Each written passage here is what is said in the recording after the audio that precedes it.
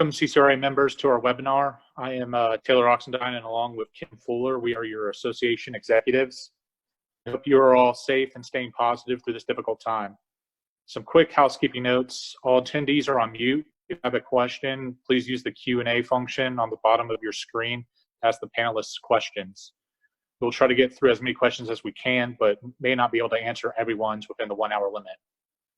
If you would like a Circle of Excellence points for attending this webinar, you must stay on the entirety of the call. Also, if you're calling in, we cannot give you points since we cannot see who the caller is. If you have registered and are on for the entire meeting, you will receive your points. Moving on, we have a poll that's going to pop up on your screen. The question states, I agree that I will not engage in any antitrust discussions today that would restrain trade or otherwise be a violation of the law. Please answer this poll question. We need a 100% response. We'll give you a few seconds to answer that.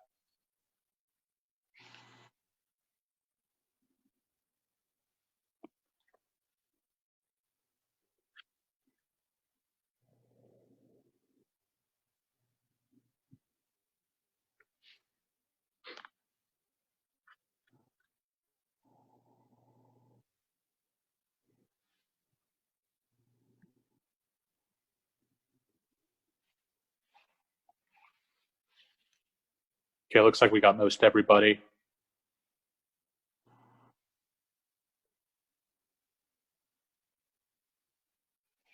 Okay, we got a 100% response. Okay, now Kathy Garrett, your 2020 Association President, will introduce our panel and begin the discussion. Kathy? Thank you, Taylor. We have a good group with us today. Our panelists are our CCRA President-elect and broker in charge of Wolf & Taylor, Steve Taylor. CCRA Secretary and broker in charge of Caldwell Banker, Realty, Lake Murray, Irmo, Linwood Muncie. Broker in charge of the Art of Real Estate, Brad Allen. Broker in charge of ERA Wilder Realty, Chapin, Tony Nally. Broker in charge of Keller Williams, Columbia, Tracy Sutler. Broker in charge of United Real Estate, Preston Young. And South Carolina Association of Realtors Senior VP and General Counsel, Byron King. We will begin by asking Byron for a quick update on issues that ER has seen during the pandemic. Byron, would you please? Thank you, Kathy. Thanks for everybody at CCRA for inviting me on the call. Good morning. Hope everybody's safe and healthy. The main calls we've been getting on the legal hotline, we had a webinar with South Carolina Department of Employment Workforce Attorney Timmons. I'll put a link to that webinar in the chat over to the right after that. So I encourage you, there's basically 3 kinds of relief realtors can look at applying for: the PPP money, which is expected to run out by the end of this week; the EIDL loan. So the PPP you apply through your lender, the EIDL you apply at sba.gov, and then the pandemic unemployment assistance from the federal government's being paid through South Carolina Department of Employment Workforce. Some of the things that we heard on the call yesterday is that they've increased their call center by hundreds of call operators, and we've been getting good feedback that realtors have now been able to get through on the telephones and get their files handled efficiently by well-knowing folks at South Carolina Department of Due. So that was good news. May 1, clear cooperation for a lot of the MLSs will go into effect to cure some of the coming soon reported abuses. So the South Carolina Association of Realtors listing agreements will update on May 1st to account for that. Basically, if there's any public marketing, there's a time frame that has to go into an NAR MLS.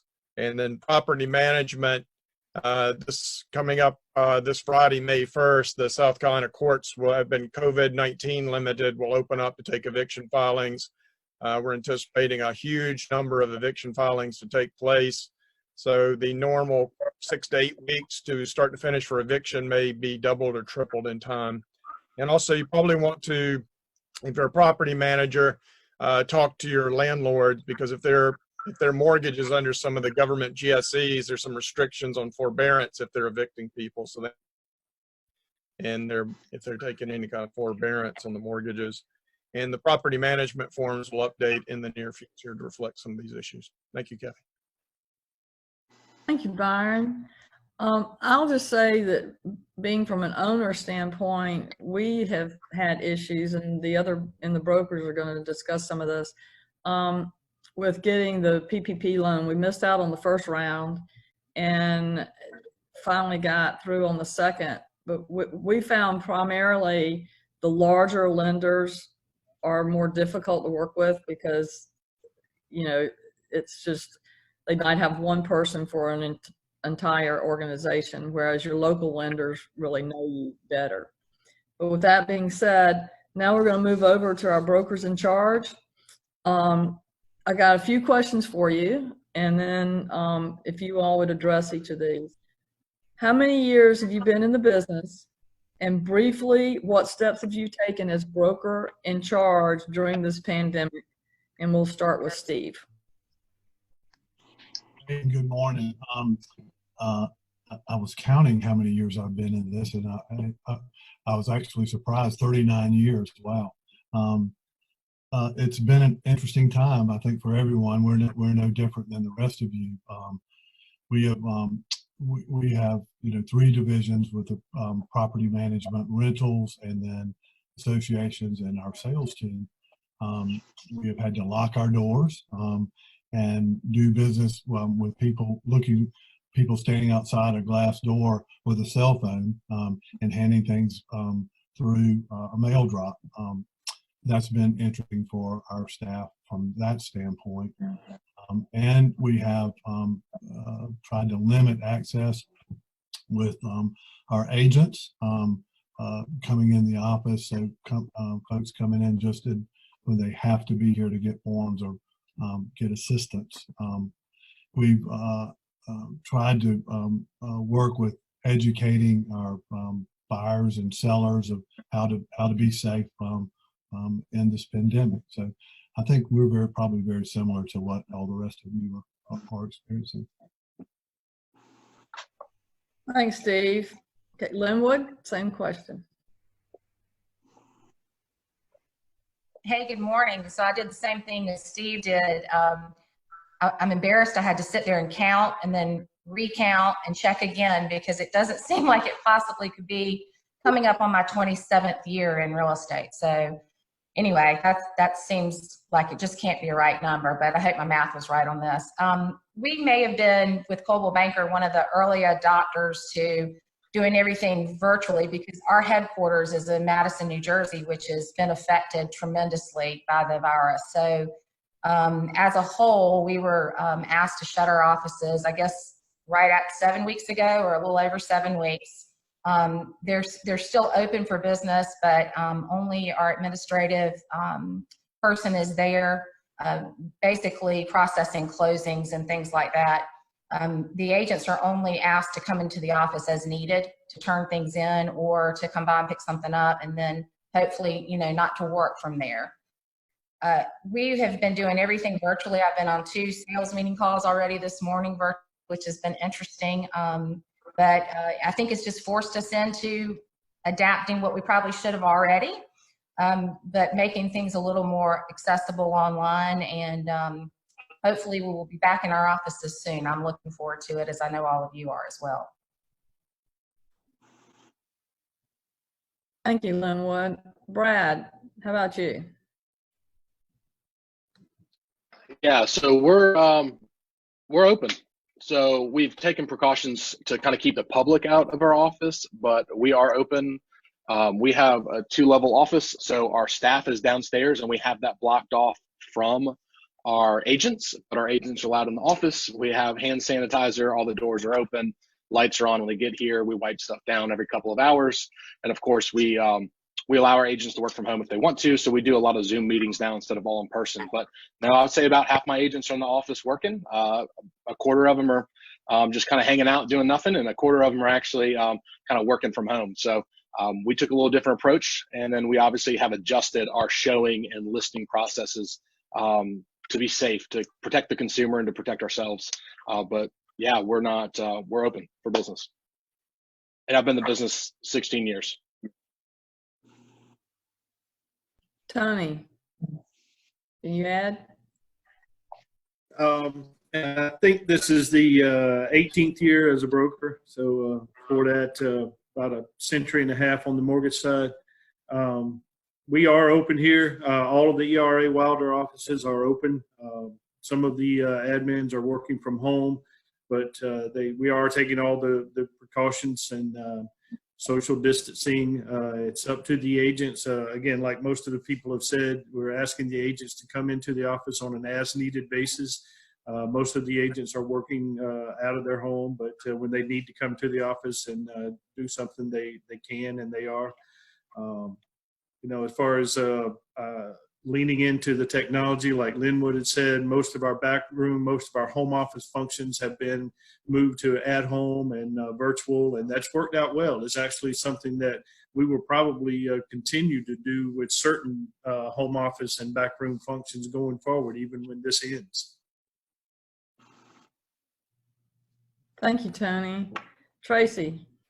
Hi, I've been in real estate for 27 years now, and so I've been through a few of the bumps before, and honestly, having to work from home has been a little challenging because we're very much a social company and like to see each other on a daily basis.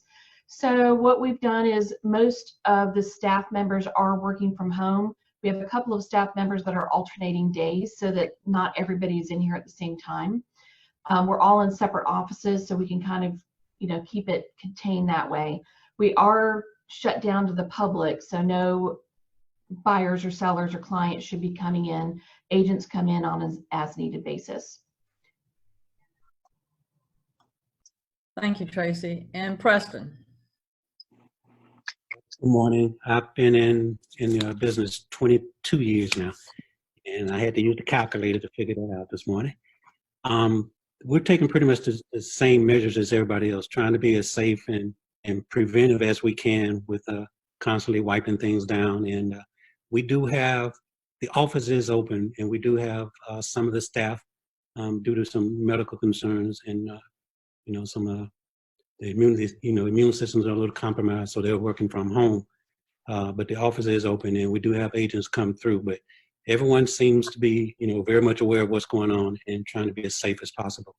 But what we've noticed is now we're adapting better, and we have agents using a lot more of these tools that they, didn't use as far as the virtual showings and things like that. So it's interesting in that respect. We're doing more training virtually, Facebook Live and Zoom meetings to make sure we stay in contact.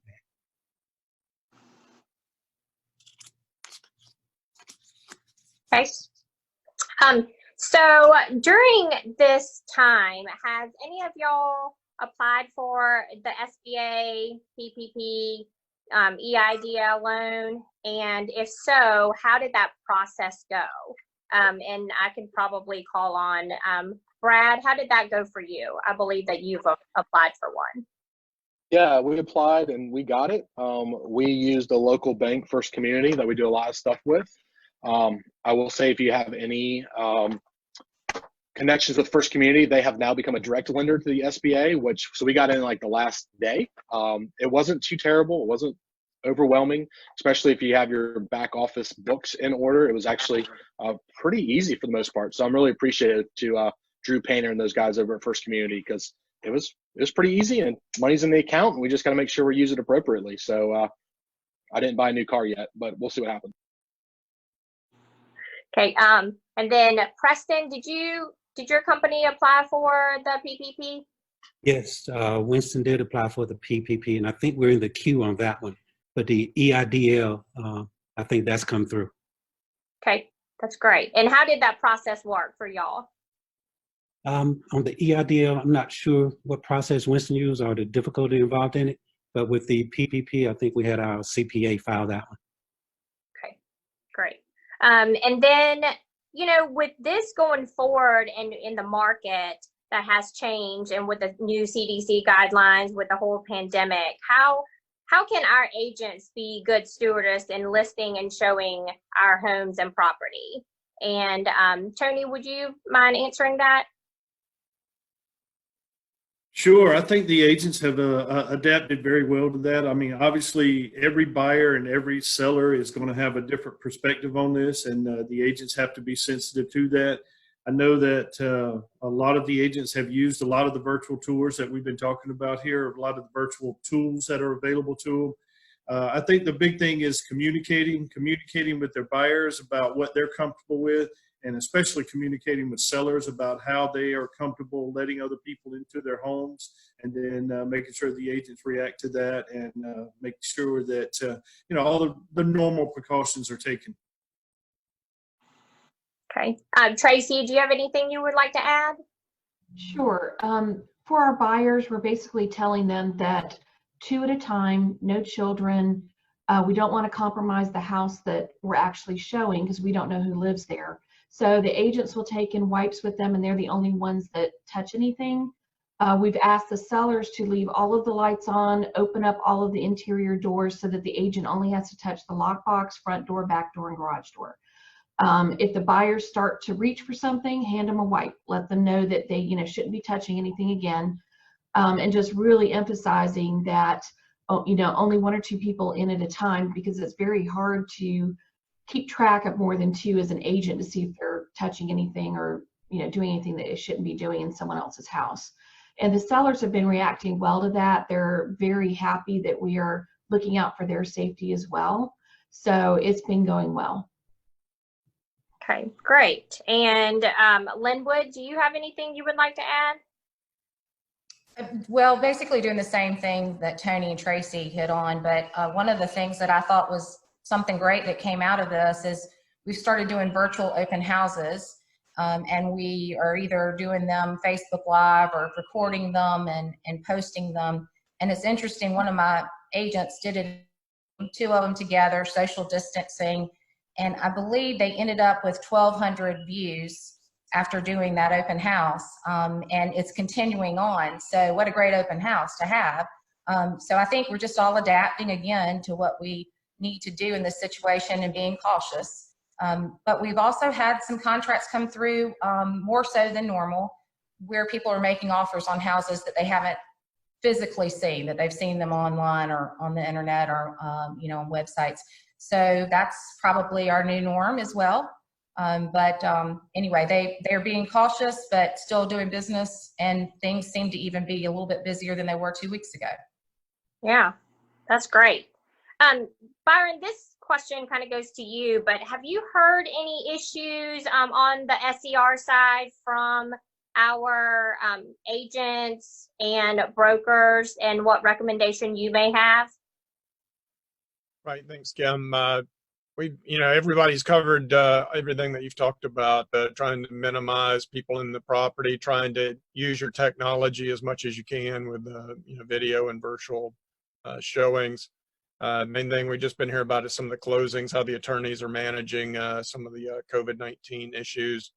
There's been a couple reports, some realtors at the coast, one of them in the Myrtle Beach area, had COVID-19 and recovered. One of them in Florence got COVID-19, did not recover. So be careful, take care of yourselves out there.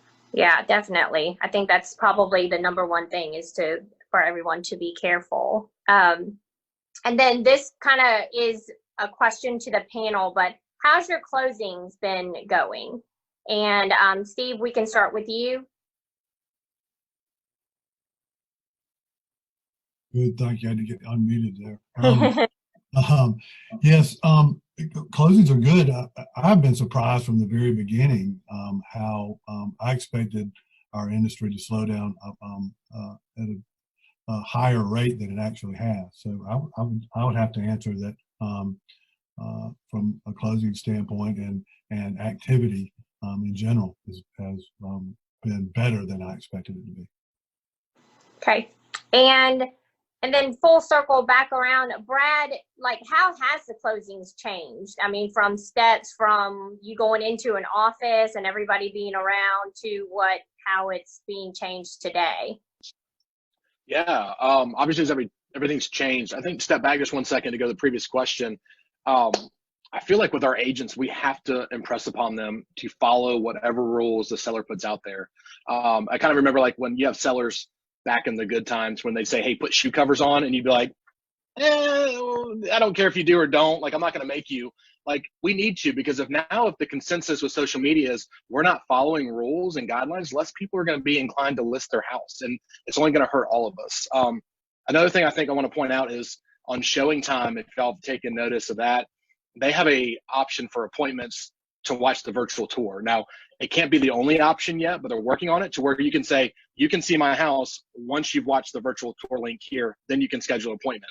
So I think that's something really to kind of take note of as brokers is if you have a virtual tour, put it out there in showing time and make the buyers look at it first. That way, if they don't like hardwoods not coming in your house. So keep an eye on showing time. They're really doing some cool stuff, I think, to mitigate it. But I think it's important that we push our agents to follow guidelines so they don't ruin it for everybody, because that can happen quickly. As closings, like, yeah, they're weird. I mean, I think that's when we are supposed to show up, and, you know, we don't do much at closings, but like, it's our time to just be there and make sure Gary Pickering doesn't throw us on the bus for doing something wrong or whatever it might be. But now we don't show up, you know, we sit in cars, and, you know, it's weird. So I think it's important too that we show our agents, like, let's do something else special for these clients, because we can't really do it at the closing table. So be creative. But I think it's been good. I mean, we're closing houses, things are selling. Everybody's still healthy. So yeah, it's different, but I think it's going to be new normal. Great. Well, thank you so much. I think Taylor's going to take over after this portion and ask some of the other questions to you guys. Yeah. So, and just a reminder, if you have any questions, make sure you use the Q&A feature there at the bottom of your screen. I see John Smith has a question. We kind of talked about this last week and get some of the broker's thoughts about this, but he asked, are you using a COVID-19 addendum on your buyer offers?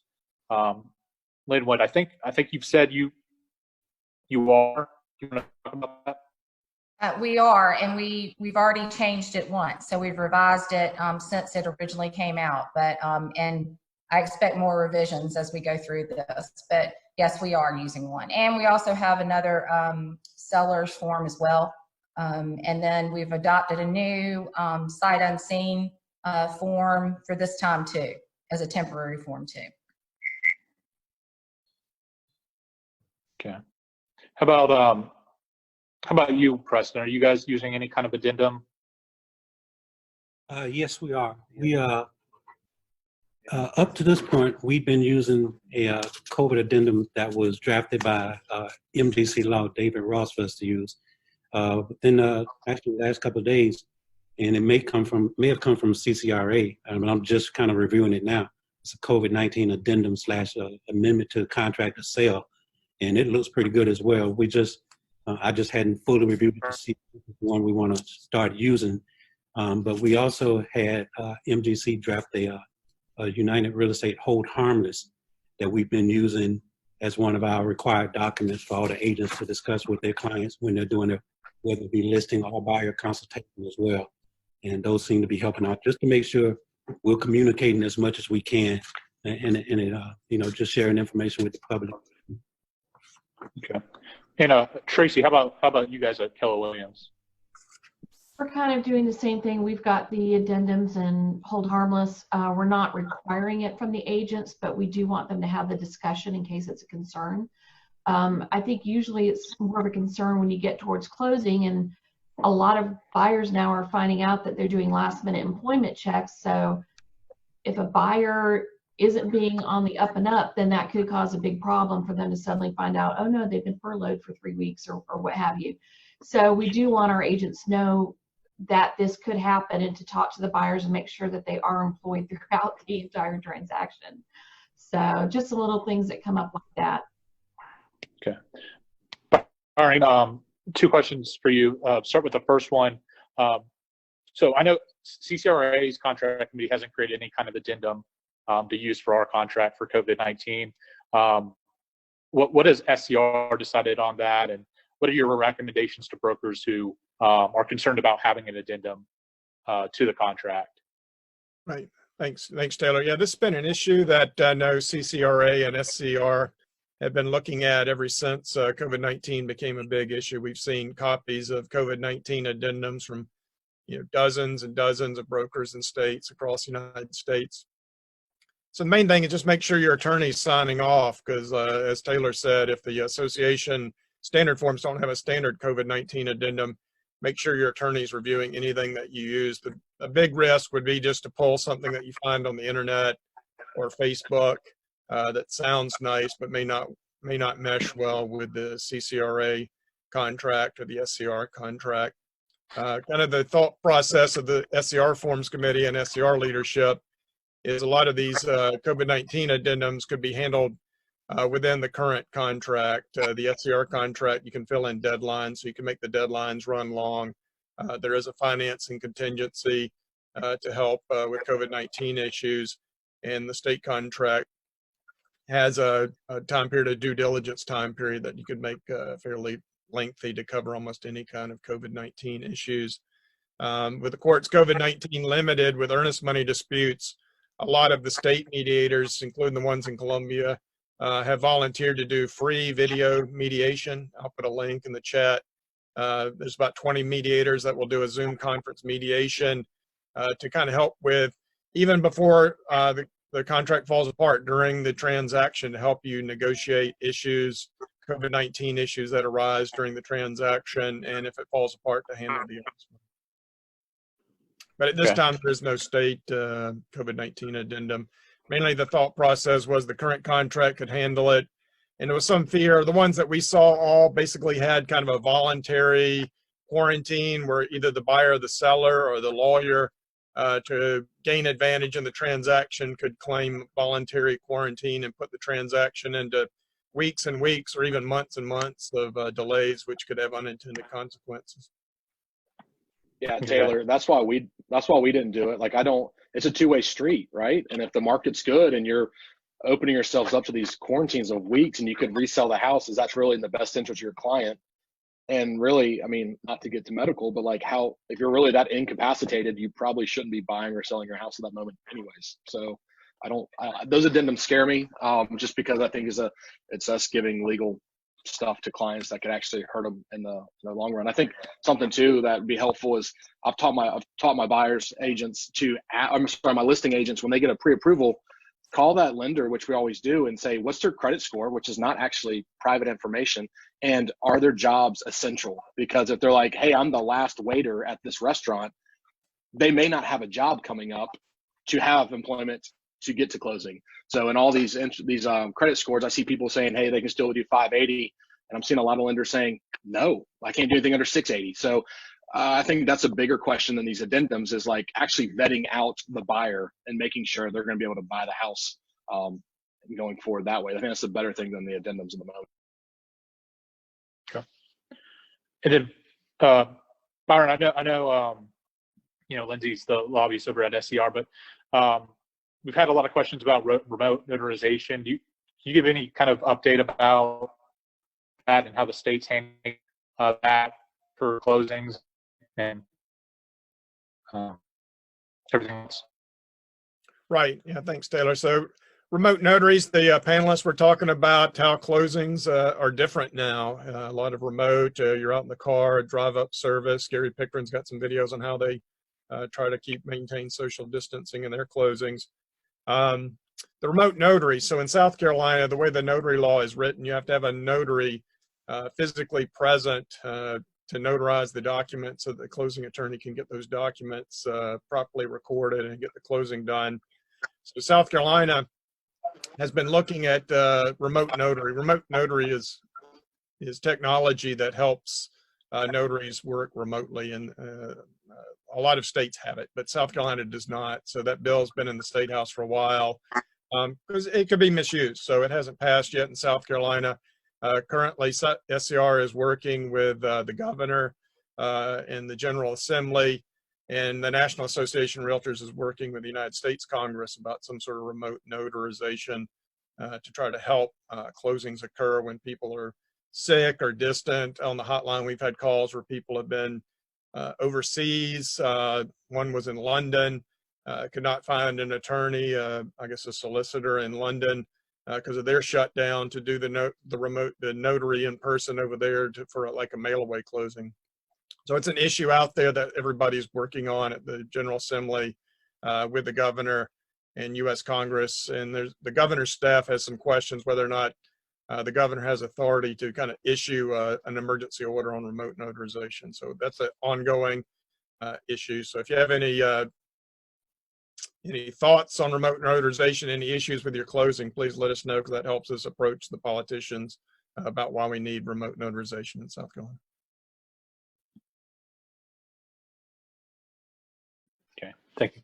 And then we had a question in the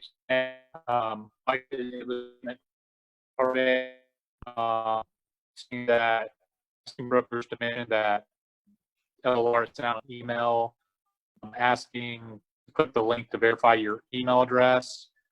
She said she spoke to LLR and that's illegitimate. We've had a lot of notices about scams coming from LLR. And Byron, not to keep calling you, but I know the state has been looking into that. Can you mention anything about the scams? Right. Yeah. So we have a webinar scheduled next week, the South Carolina Association Realtors webinar, basically on cybersecurity, because while everybody's sheltered in place and relying on technology, the crooks have been out there trying to figure out ways to take advantage and steal money from folks. So, kudos to Donna for checking with LLR.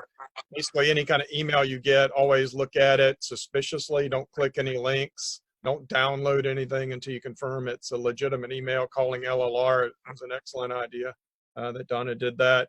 But the hotline's been getting calls about all sorts of scams going on out there. Phishing scams trying to attack your accounting folks, pretending to be you, impersonating you with an email, with a phishing email, trying to get money to be wired somewhere. The wire fraud issue that we've seen for the last few years, probably magnified now that closings are different. People are operating through the internet more, so just be careful. And the SC Realtors will have a webinar on cybersecurity coming up next week, so check your calendars for that. Okay, thanks. And I think Kim has some more questions to ask.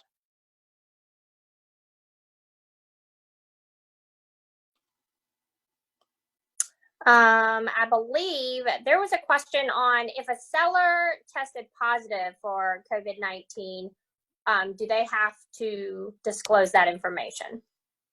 And that's for the panel or even Byron. Right, and that's come up on the hotline, kind of our advice right now, because this is all brand new. And if you've been watching the news, you can see that the lawyers are looking for, COVID-19 issues to go to court over a variety of issues. So currently, the best advice is to talk to your broker in charge, talk to your brokerage attorney, call the hotline. My email's right here, byron@screaltors.org, and the phone number for the legal hotline is 803-772-5206. But get the broker in charge involved, contact the brokerage attorney, have the seller talk to their attorney, and obviously talk to their medical advisor. And so that's the best advice right now. Brian, Okay. isn't that kind of like, it's a communicable disease though, right? I mean, that's something that the public needs to know about that. I haven't had that happen, thank God, but I mean, I know it's different than like being an alcoholic. That's a disease and we can't discriminate based on that, but like a communicable disease is something different, right? Yeah, so there's never, the issue right now is it's brand new, and there's, we're hesitant to give a one-sized answer that fits all situations. So the best thing to do, because I know we have agents on this call, because there could be privacy issues with health issues. There could be, testing issue, all kinds of different varying factors and moving parts. So the best thing to do is individually, for the agents out there, get in touch with your broker in charge, get in touch with the SCR legal hotline, talk to your brokerage attorney, have the seller talk to their attorney, and the seller talk to their doctor. But yeah, you bring up some very, very, some important points that will be factored into the answer. So this next question is, what have you seen that has been the biggest challenge during the pandemic, and what are you doing to overcome that challenge, and advice that you can give? And we can start with Tracy. Yes, we've been having to make a lot of adjustments as far as, first of all, going back just to touch on the topic of making sure our buyers are pre-approved before showings, because sellers are asking to make sure that they are, so that just not a whole lot of people are coming through their house looking that aren't even pre-approved. You know, they only want those serious buyers coming through. So based on that, we're trying to make sure that we do that, and also to stay safe by asking for identification, maybe have them text over the driver's license, which is sort of an extension of realtor safety that we've been going through, but this conversation makes it easier to get from the client, because anything to do with COVID, they're like, oh yeah, we'll do that. So definitely putting it more into practice for realtor safety. We've had DFTs that have come through because of people, you know, losing their jobs. So we've kind of had to work around that. And for the most part, buyers and sellers have been very understanding. When it comes to showing a house where someone has COVID, we want our agents telling us, because it should be taken off the market. It shouldn't be shown if someone has tested positive. No one should be put in the position of showing a house, and the seller should be upfront about that and tell the agent, hey, we have a COVID situation going on, take it from the market. I feel like Brad does, that, you know, that is a communicable disease, and it should be taken off the market, not even a question of whether they should still be showing their house or not. Same with buyers. Do sellers want buyers to come through if they've been tested positive for COVID? No. So that definitely is a conversation that all agents should be having with their clients, whether they're buyers or sellers. The lender guidelines have been changing back and forth, so it's been kind of hard to keep tabs on, you know, what their overlays are. So definitely, if you have lender partners, talk to them on a daily basis to find out if they've changed anything that could affect your buyer. That has been a problem with some of the fall throughs, is that the lenders are suddenly coming out and saying, oh, we want at least 700 credit score, and then asking, you know, how is this affecting the people that we already have in process? You know, are they still okay or not? So there's a lot of conversations that need to happen, and a different mindset from the agents, you know, coming out that, yes, this is doable, we can do this, we just have to work, you know, our normal business, but in an unusual way to get around these little roadblocks. So it does take a lot of communication with everybody, especially since we're having to do it mostly, you know, by phone calls, Zoom, FaceTime, just everything along those lines. So we're just really trying to move forward with virtual tours, meetings like this, and just everybody staying safe. Okay, thank you so much. And Tony, same question. What are some of the challenges that you faced, and what are you doing about that? I think one of the biggest challenges we faced is helping the agents stay engaged in the real estate business. You know, a lot of our agents, it's changed for them because all of a sudden overnight they became the school teacher, the stay-at-home mom, all at the very same time, and yet they want to, you know, keep their real estate business going. So we put a lot of emphasis and a lot of training and a lot of resources into helping those agents stay engaged in their real estate business, even though they're at home. You know, and some of them have really leaned into it. And I think that, again, when all this is over, a lot of those agents are going to continue to use a lot of those virtual tools that they've learned during this crisis. Okay, great. Thank you so much. And Preston, same question to you. Pretty much some of the same things that each of the others mentioned, especially Tony, keeping the agents engaged, you know, communicating with them in different avenues, just trying to keep them focused on the business of real estate. And if they ever thought that, you know, things were simple, that's not real estate. You got to be able to adapt to what's going on at that time. So, and that's where we are now. You know, thankful we have, you know, CCRA, who's doing an outstanding job, SCR, who's doing an outstanding job, touching us, the realtors, making sure we have all the information, the legalities of every action that we may or may not take. So, you know, I really want to commend the work that you guys are doing, and that helps us, you know, touch bases and stay in front of and communicate with our agents. So, you know, I think we'll be fine. We just got to adapt to what's presented to us and, you know, what we have to deal with. Yeah, thank you so much. Hey, Ken, I think one thing to point out, like, all of us brokers know that we have good agents and we do the right thing, but like this technology of sending paperwork electronically, I think could be a detriment to explaining the paperwork. So like it's lengthened our process of listing and buying because we got to go over the paperwork before we just docu-sign it to them or digi-sign it to them. And I'm seeing a lot of clients don't want to take the time to go over paperwork. But I think if we don't, we're setting a bad example for the entire process when the other agent comes in and everything else. So it's almost training to go over paperwork and then send it to them to sign via screen share and everything else, because agents can inevitably get lazy and just want to send paperwork and put little check marks and say sign here, but not really know what they're agreeing to. And that's a huge part right now. Mm-hmm. And Kim, if I could just add on to that, one thing that I've seen that I really appreciate come out of this is the connection between the agents from different companies, or the listing agent, the buyer's agent, because, you know, I think a lot of text messaging, which is great, or email, but I'm encouraging my agents to pick up the listing agent and ask the question before we waste everyone's time or put anybody in danger. And I don't know that we were doing that before this happened. You know, I think the communication, I hope, is going to continue to just get better between agents and working together. And one of the things that this is so rapidly changing all the time. I mean, it's changed since we've gotten on this call. That's been one of the struggles we've had, is just being consistent and keeping up with the ever-changing situation. So we put a lot of information out there to agents, and I think that becomes overwhelming at times. I know it becomes overwhelming for me at times. So, but we are trying to adapt quickly and, you know, in real time, basically. I think if you told all of us, you know, 3 months ago that we should have bought stock in Zoom, I think we all would have been in a better situation. And I think we've all pretty much have learned and become experts on Zoom and all the other type of, you know, technology that is out there. And maybe not experts, but definitely better than where we were. So adapting is definitely a new way for us to move forward. Yeah.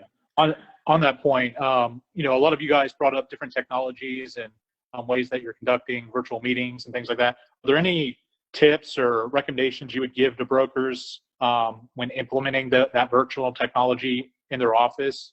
Brad, I know you've done a lot with you know, reach on social media and things like that. Do you want to start with that? Yeah, I think there's a lot of good tech out there that people don't need to be afraid of. I think the biggest thing is just teaching our agents, and I obviously used to teach technology and stuff back at CCRA in the day, is teaching our less knowledgeable agents about screen sharing, about electronic signature, that kind of stuff. But I think overall, I mean, whether you've got Google Hangouts, which is free, or Zoom, or whatever it might be, but I think that's part of it, to be quite honest, is making them feel comfortable. I think that's part of it to keep our agents engaged, is they got to know the technology. Because if they don't, they're just going to be like, hey, I'm going to hold tight until all this clears over and I'll get back at it. So giving them tools that they can succeed in this environment is most helpful. I think Linwood talking about the virtual open houses, we typically don't do open houses, to be honest with you, but we've toyed with using Zoom in a panelist mode with agents being at different houses and somebody being in the office as the moderator, and having a virtual open house at several different locations with several different agents. So it's one video the clients watch and they can see 10 different houses, but it's quick and it's processing very fastly. I think internet connections is the big part too. A lot of people want to go off Wi-Fi when they're doing these Zoom calls. You've got to plug in, buy the adapters, get hardwired into your router, or you will be frozen and it's just going to be a mess. And nobody likes to see a person talking zeros and ones and sit there and it's all awkward. So I think having a right internet connection. And then lastly is, which I'm having a trouble with today, is my lighting. Having the right lighting if you're going to do this stuff, because you still want that personal connection with the person on the other side, but you don't want it to feel sterile or weird. So I think having lighting right, having the internet right, having good voice is very, very important. So I think technology wise, it's all there. We just got to help our agents embrace it and do it, to be honest with you. Okay. Steve, how about you guys at Wolf & Taylor? Do you have any recommendations about technology?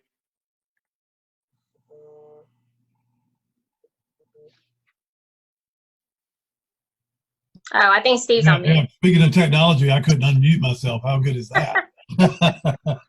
No, I agree with Brad. You know, we're adapting and using new tools that we didn't a month ago expect to be using at the level we are. And Linwood brought up a good point too. But I think I've seen agents really reaching out to each other more so now, and I think that's important. And we're trying to push that we stay engaged. I think when you're working from home, people can get distracted more and not pay attention to the details. And with the new technology with electronic signatures, it is important to go through those documents carefully with clients. So I agree that a lot of things are changing, and we have to keep up with those things.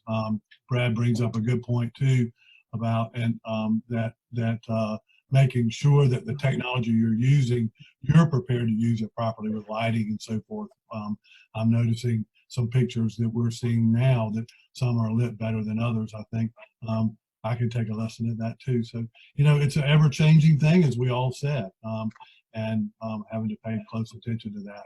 And agents, my main thing is agents staying involved with their clients and with the office, especially with a lot of our offices throughout, mine being one where half of our staff is working from home one day and only half here during the day. So, you know, that poses a whole lot of challenges for us to make sure we overcome that. Okay.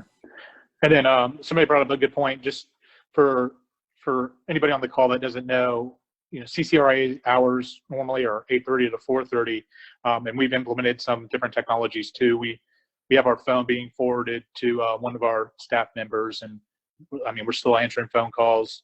You know, a good way to get us directly to is to, you know, send us an email, and we have that page on our website too if you're looking for that. So we're still open for business like everybody else. Our office is closed right now, but if we're still accepting applications and processing that. So kind of along the same conversation, how have you been communicating with your agents, or what have you had to do to communicate with your agents differently during this time, or employees that have had to stay away from the office? How are you still keeping up with them and keeping track of what they're doing and making sure they're okay? And I'll start with Tony on that one. Well, we have tried to maintain as much a sense of normalcy as we could. We've maintained our normal office meeting schedule, although they have been Zoom meetings, and that was a challenge. The first one, we seem to be getting better as we go with those. The agents seem to enjoy them. You know, and one of the things we've tried to do is really accentuate the positives. You know, the agents that are getting deals done and are listing properties. So we want to make sure that we give off a sense that business does roll on. We do have challenges. This is a special, unique time, but business is still out there. And you know, the buyers and the sellers that are in the market right now are very, very serious buyers and sellers. You know, one of the things this market has done is kind of take the tire kickers out of it and the looky-loos out of it. And, you know, we've tried to have our agents lean into that and really accentuate the positives where they come up to us. But yeah, there's been a few more phone calls from me and the agents than we normally have because I'm not seeing them in and out of the office as much. But that's okay. It gets them up, gets them moving, and keeps me busy as well. Preston, how about you? I think pretty much getting the same as Tony, but just trying to stay in front of, communicate as much as we can. I wouldn't call myself a Zoomaholic, but I've had more than my share of Zooms lately, and I think it's going to continue for a while now. Can you guys hear me? I'm not sure if Yeah. Okay. So yeah, just Zoom meetings, Facebook Live, at least a few times a week. We're trying to put something on and encouraging the agents to participate. In between the brokers, the associate brokers that we have, and the staff, whether they're here or from home, we're kind of just keeping them out and constantly try to stay in contact, whether it be text message or phone calls just to see what's going on with the agents, making sure, they're checking on their family members and they're checking on their clients and past clients. So far we're doing pretty good, but I'm sure there's some things we can do better, and we'll just continue to try to work on it. Okay. And then, in the spirit of realtors giving back, how can our members still be involved in their community and supporting, small business and kind of being that leader in their community? I'll start with Tracy on this one. I was still getting ready to answer the last question, so can I answer? Yeah, that's fine. Go ahead. Okay, so we have 4 to 6 free live webinars a day. They are recorded for people who are at home that are having to teach or do whatever they have to do so that they can watch them later. We do mastermind meetings every week. A lot of them are through our Facebook groups, so we have a lot of that going on as well. So we're really trying to keep up with the training so that agents are aware that keep their mindset going and focused on the fact that they could still be doing real estate right now and preparing for when we come out of this in a month or two to really hit the ground running. With the shortage of inventory that we have right now going on, there are still a lot of buyers out there, and the agents out there need to know that there is still business to be had. It's just that they may be in a situation where they can't physically leave the house due to their family obligations, becoming school teachers on their own, whatever it is they have to do, and that our trainings are there for them. Now, what was the new question? Yeah, so the new question was, in the spirit of realtors giving back, and realtor members will be involved in their community and supporting small business and that. Yeah. Well, did you hear that? I can repeat. I think so. How are we helping local businesses? And yeah. Yes. So we are currently gearing up for Red Day that we have every year in May. Normally we go out to all these different locations to help people out, and this year, of course, we can't quite do that. So we've made some arrangements to supply lunches for a lot of the medical field, to different hospitals and groups, and also to some local assisted living facilities. And we're just really ramping it up for this. We're going to send over supplies because what people don't realize is a lot of the vulnerable adults that are in these facilities are being locked in their rooms basically because of fear of spreading a coronavirus. So they're not able to communicate like they normally can. And so we're trying to send over sort of goodie bags and activity packets so that they can, feel like that they're still involved and not being forgotten. So that's what we're really working on right now. Okay. Anybody else doing anything in the community to help small businesses? Yeah, Brad? So we're rolling out, I think on Friday. Fortunately, where we're located, our kind of mission and vision's community resource. And so we try to put it into practice. So like we're doing a big neighborhood scavenger hunt that will move across neighborhoods. But every item is a sign for a local business with a Instagram handle. So the first person to complete it gets some cash, but everybody that tags that company in this picture will get a 10% coupon to said company, and they're all local restaurants. So I'm trying to drive consumers, one, give them something to do, and two, drive them back to these businesses. Because if you're getting 10% off a $50 order at Cantina, I mean, that's not hard to do, and Cantina gets some money out of it. So it's been really cool to see that happen and get creative.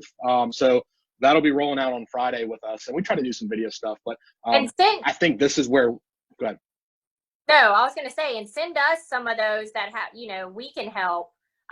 Within our local in the Midlands. I mean, I think those are really great and that our membership can get involved in.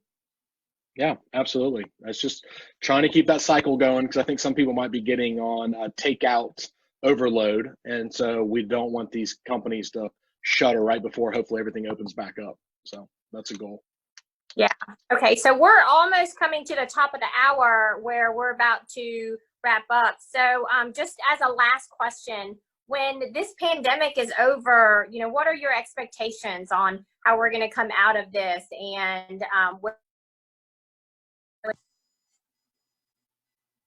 sorry, did y'all lose me?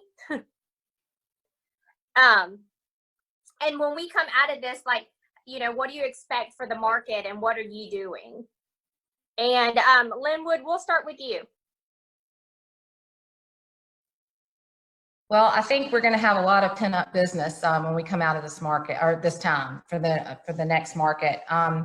We're trying to get our agents prepared for that. I think what they do during this time is very important to see what we do in the fall or maybe late summer. So we're doing everything we can to continue prospecting, maybe even reaching out to some of the sellers that may want to list right now but are afraid to. So talking with them through that, and you know, when you're ready to put it on the market, we're here for you. But just to continue and build that pipeline is important. Some of the things that we're doing as a company, some marketing campaigns that we have going on, and some business development programs that we have going on for the agents that we're putting in place now, ready for that. So I hope everybody agrees with me that when we come out of this, business is going to be good. I'd like to hear from everybody else to make sure I'm not the only one that thinks that. Yeah, so we can kind of go down the line. So Preston, how do you feel when all this is over? I think it's just gonna, excuse me. I think the market is gonna go well. I don't know which type of business is gonna dominate it, whether, the foreclosures or short sales pick up. I think that's gonna pick up due to, so many people, forbearance, losing their jobs, not making payments. So I see that part of it picking up. So we're trying to get the agents to prepare to deal with that if that does happen. Get a little more educated if you haven't on dealing with foreclosures, short sales, BPOs, things like that, just to prepare. But whatever the market is, we're going to adapt and we're going to try to, deal with it and make the best of it. But I'm thinking that it's going to do well toward the last quarter. We just don't know what type of business is going to dominate the market. Yeah. And Tony, do you have anything to add to that? Along those same lines, I think, we normally see a spring, early summer bell curve as far as the business jumping up. I think that bell curve is just going to shift down to, it's going to be more of a late summer, fall bell curve. And I'm really hoping, and I really do believe that at the end of the year, when you compare 2020 to 2019, those numbers are going to be very similar to each other. I know that NAR had predicted an increase for 2020. I don't know whether we'll see that, but I do believe that the year over year, we're probably going to come out about even. I do think there's probably going to be a little bit of upward pressure in rates as that economy picks up toward the end of the year, but nothing that's going to, really scare people out of the market. But, rates, they almost have to go up from where they're at now. And then Tracy? Yeah, I really don't think the short sales and foreclosures are really going to start hitting due to forbearance and some of the other things that they're doing to help extend payments. So I don't think those are going to hit until either very late in the year or next year. As far as regular sales, I think we're going to see a huge jump this summer once things have lifted and people can start going back out again as their new normal. I think that we're going to have a lot of business in late summer and the fall. Okay. And then Steve? Yeah, I think it all depends on when we come out of this thing, when we start opening businesses back up. And then I agree that things are going to come back strong when that happens. But boy, it's so hard to predict that right now, not knowing when we'll open states and businesses back up. So, but I do think it'll come back strong, as everyone's saying. I think we have to, in the meantime, be very careful not to, working from home can get folks distracted. And I think we need to work hard to make sure we're not too distracted so that when things do come back, everybody is ready to go. And that, I think that applies to our agents and staff members too, that are half working from home and half not. We just got to work really hard to make sure we're ready when things come back. Yeah, definitely. And Brad? Yeah, as you can imagine, I'm going to be the odd duck out. I think we're going to have a big pop because all the PCSing will happen. I think that you might have some problems downtown if university doesn't go back in this fall. We're going to have a lot of rental properties with no students and not a lot of income. I think we'll have a big pop, but I think all these PCSing and people buying is going to push pricing way up, and then people are going to pause, and I think we're going to slide right into a buyer's market within a year. or I mean, I'm not that good, but soon, because I think we're headed for a recession. We know that the pandemic has pushed us into the recession, so it was coming. So I think we're going to see a buyer's market. We're going to see a lull coming up after this initial pop, because supply and demand will throw it through the roof, and then everybody will stop. And so I'm anticipating the worst. Not a lot of foreclosures and short sales. I think the government will prop that up. This wasn't our fault this time. The housing was the fault in 2008. So they kind of just said, you made your bed, lay in it. This is people losing their jobs for no reason. So I think the government will make sure that people drag on the foreclosure and short sale process as much as needed. But I think the strong will survive this one. I think it's not going to be as easy as it used to sell a house 6 months after this is over.